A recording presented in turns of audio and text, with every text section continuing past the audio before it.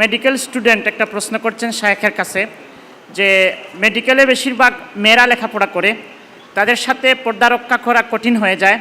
বিশেষ করে ভাইবা পরীক্ষা দেওয়ার সময় ম্যামের সাথে আই কন্ট্যাক্ট মেনটেন না করলে ম্যাম রাগ করেন, এক্ষেত্রে আমার করণীয় কী? শায়েখের কাছে তিনি জানতে চেয়েছেন। শেখ আহমদুল্লাহ হাফিজাহুল্লাহ। ভাই, খুবই জটিল প্রশ্ন।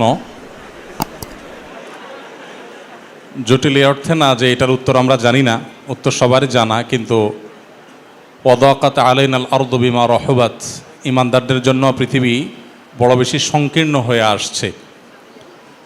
আমরা মুদি দোকান করতে যাব, বিড়ি সিগারেট বিক্রি করলে শরীয়তের সেখানে বিধিনিষেধ আছে। আমরা যখন শোপিসের ব্যবসা করতে যাব, সেখানে প্রাণীর ভাস্কর্য সেটা বিক্রি করলে সেখানে শরীয়তের বিধিনিষেধ আসে। আমরা যখন রেস্টুরেন্টের ব্যবসা করব, সেখানে এরকম বিধিনিষেধ আসে। তো ইমানদারের জন্য দুনিয়াটা হলো জেলখানা, আর দুনিয়া সিজনুল মুমিনি ওয়া জান্নাতুল কাফের। এসব কাঁটাগুলোকে অতিক্রম করেই তো আমাকে জান্নাতে যেতে হবে। সব কিছু যদি আমার অনুকূল হয়ে যায়, তাহলে তো আর জান্নাত আমার পাওয়ার কথা নয়। তো যে সমস্ত স্কুল, কলেজ এবং ভার্সিটি পড়ুয়া ভাইরা আছেন, আপনাদের ভাইভাতে ম্যামের সাথে আই কন্ট্যাক্ট করে কথা না বললে তারা মনে কষ্ট পান। ঠিক একই প্রশ্ন অনেক দোকানি ভাইদের, যারা দেখা যায় যে দোকানে, কাপড়ের দোকানে চাকরি করেন। অনেকে প্রশ্ন করেন, ভাই কাস্টমার যদি মহিলা হয় আর তার দিকে আমরা ভালো করে না তাকাই, আপা না ডাকি, যত্ন করে কথা না বলি, তাহলে দেখা যায় উনি মনে কষ্ট পান। উনি মনে করেন যে দোকানদার বোধহয় আমাকে বোধহয় ইগনোর করছে। তো আসলে রুচি যখন আমাদের নষ্ট হয়ে যায়, তখন আমাদের হিতাহিত জ্ঞান হারিয়ে যায়। একজন তরুণ, একজন পুরুষ একজন নারীর দিকে তাকিয়ে তার সাথে কোমল কণ্ঠে যখন কথা বলে, আলাপচারিতা করে, সেটা তার সৃষ্টিগত কারণে প্রাকৃতিকভাবেই তার মনের মধ্যে বাজে চিন্তার উদ্রেক ঘটায়, বরং সেদিকে তাকে নিয়ে যায়। এটা বাস্তবতা। এটাকে কেউ যদি অস্বীকার করে, তাহলে সে হয় মিথ্যুক আর না হলে অসুস্থ। অতএব এই বাস্তবতাকে আমরা কেউই অস্বীকার করতে পারবো না। এই জন্য আমি সবসময় বলার চেষ্টা করি যে দোকানদার হিসাবে আপনি আপনার কাস্টমারের দিকে যদি না তাকিয়ে আপনার নজরকে হেফাজত করে তাকে মাল দেখান, এবং আপনি তার প্রতি আন্তরিকতার সর্বোচ্চটুকু চেষ্টা করেন জাহির করবার, যে কোনটা তার জন্য ভালো হবে, কোনটা ভালো হবে না, পরামর্শ দেন, আন্তরিকতা দেখান, যেটা দেখে তিনি নিশ্চিত হবেন যে আপনি আসলে তাকে অবজ্ঞা করছেন তা না, আপনি দিনই কারণে তার দিকে তাকাচ্ছেন না। এটা বোঝানোর জন্য আপনি যদি তাকে সেভাবে সিরিয়াসনেস অন্য 10 জন কাস্টমার চাইতে এখানে একটু বেশি দেখান, আমার মনে হয় সেটাতে কিছুটা ওভারকাম হতে পারে। যদি তারপরও দেখেন যে না, এই আল্লাহর বান্দি এতটাই বেবুজ অথবা তার দ্বীনি চেতনা এতটাই কম যে না, আপনি তার দিকে তাকাচ্ছেন না দেখে সে মনে করছে অবজ্ঞাই করছেন, তাহলে এই রকম কাস্টমার থেকে আল্লাহর কাছে পানা চাইবেন। আল্লাহ তাআলা না খাইয়ে মেরে ফেলবেন না ইনশাআল্লাহ।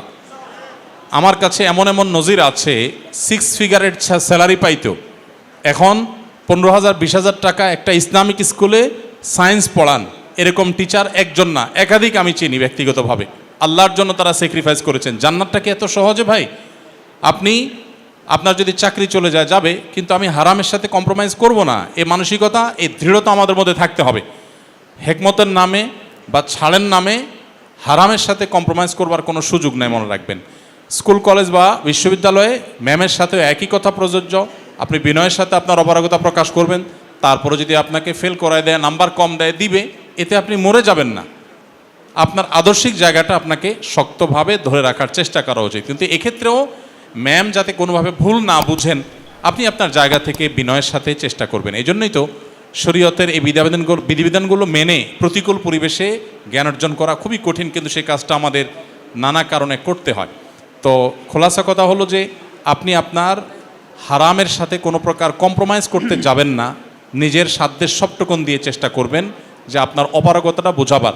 গত কিছুদিন বলতে বোধহয় বছর 1.5-2 আগে একটা ঘটনা বেশ ব্যাপক আলোচিত হয়েছিল। এক ভদ্রলোক তার স্ত্রীর কথা বলছিলেন যে কোনো একটা ব্যাংকে চাকরি করেন, তো সেখানে কোনো একজন ইয়াং যিনি বিদেশে পড়ালেখা করতে যাবেন, ব্যাংকে টাকা জমা করতে আসছেন বা কিছু একটা, তো এই ভদ্রমহিলার সাথে পুরো সময় জুড়ে লেনদেন করেছেন, উনি তাকান নাই, উনি ক্লায়েন্ট। তো ভদ্রমহিলা খুব মাইন্ড করেছেন, তার স্বামীকে বলেছেন, স্বামী আবার সেটা সোশ্যাল মিডিয়াতে লিখেছেন, ব্যাপক আলোচনা হয়েছে।